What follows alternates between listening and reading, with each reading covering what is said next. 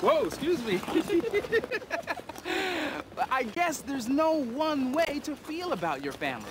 It's really a mix. Sometimes you love them, sometimes you complain. But when you put it all together, your family really is one of the most important things in your life. Families are created in many different ways. This story tells how one got started when parents who wanted a child found a child who needed parents. It's called Through Moon and Stars and Night Skies.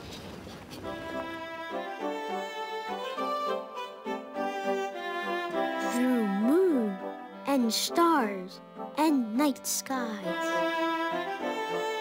by Ann Turner. Pictures by James Graham Hale. Read by Andrew Lee. Let me tell the story this time, Mama. Let me tell how I came to you. Mama said, let's remember. Once I was a picture you held in your hand. Shh, Mama. I will tell how I carry all your pictures all the way to you. One was of my new Papa and Mama.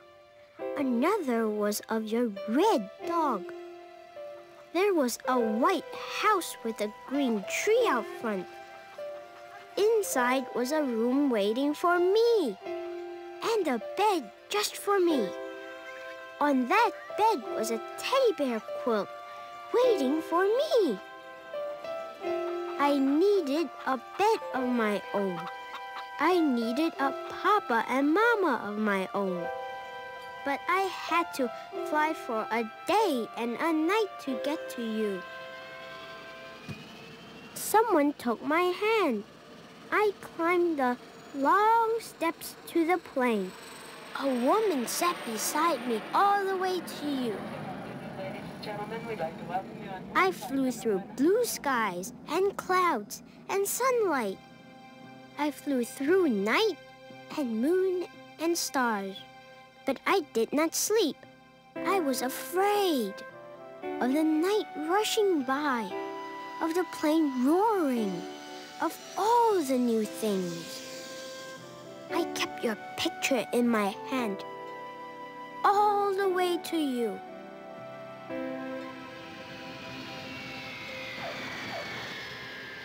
The woman took my hand and led me to a room with too many people. But I looked and saw you. You both held out your arms to me. The woman gave me to you, Mama. You took me home. You held my hand all the way. We stopped in front of the white house with a green tree. I knew it was my house. Then you took me inside.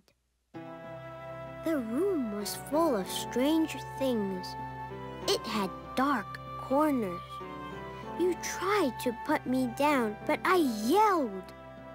I did not want to be in that strange room. Then I heard a bark. The red dog ran up to me. He jumped and licked my hand. Mama, you smiled at me. I was beginning to know your smile.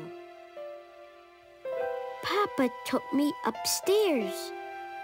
We sat in the rocking chair by the window. I held your pictures in my hand.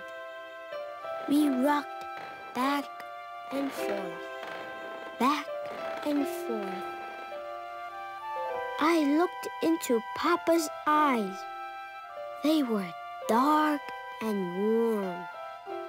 I was beginning to know his face.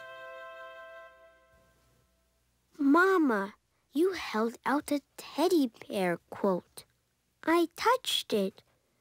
It was just like the picture. It It was soft and warm. I closed my eyes. I knew your voice now. I knew your smile. I was not so afraid anymore. I had you, Mama, and a new Papa. You would watch over me. I went to sleep and dreamed of moon and stars and night skies, and coming to a room where your arms were always held out to me.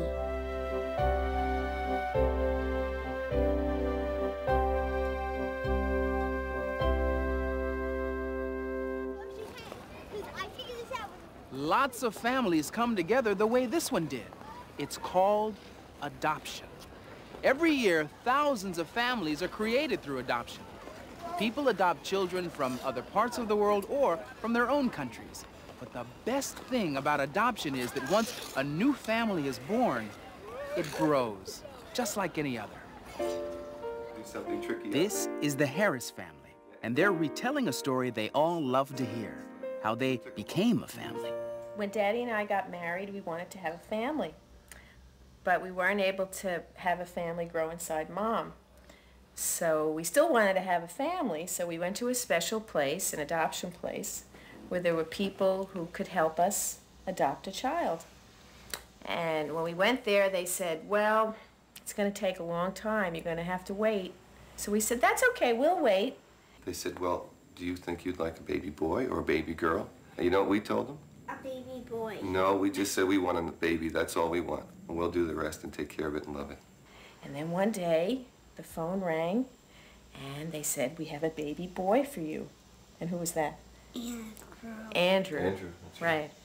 That day, I remember when we woke up in the morning, it was snowing, and I was so nervous. I said, what if there's so much snow we can't drive into New York City? And Daddy said, don't worry, everything will be all right. But it wasn't a big snowstorm.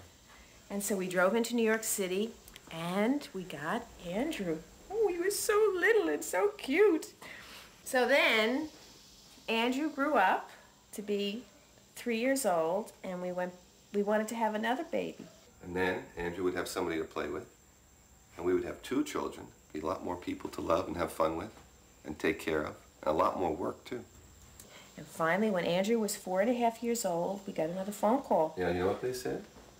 What? They said, there's a baby that needs parents. Would you like to have this baby? And we said, tell us where. We'll be right over.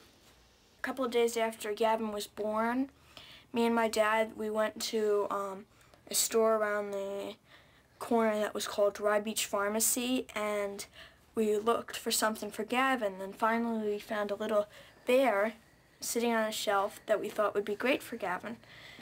And so we bought him at the front counter and brought him home, and I gave him to Gavin. And I named him Bear Harris, and that's how it, and I always had him for the rest of my life. When we tell Gavin and Andrew about being adopted, we always end the story with saying adoption is forever. I was adopted because the parents that, my birth parents, they couldn't take care of me, and they wanted me to have a good family, and it just happened to be my parents, and I was very lucky, very, very lucky. The kids in school, they when they don't understand that you are adopted, and then they find out, they're like, what's adoption? You're strange, you're different. And I'm like, big deal, because I have a family, you have a family, and we're all people, and it doesn't make us any different. We both have parents, and we were both born the same way.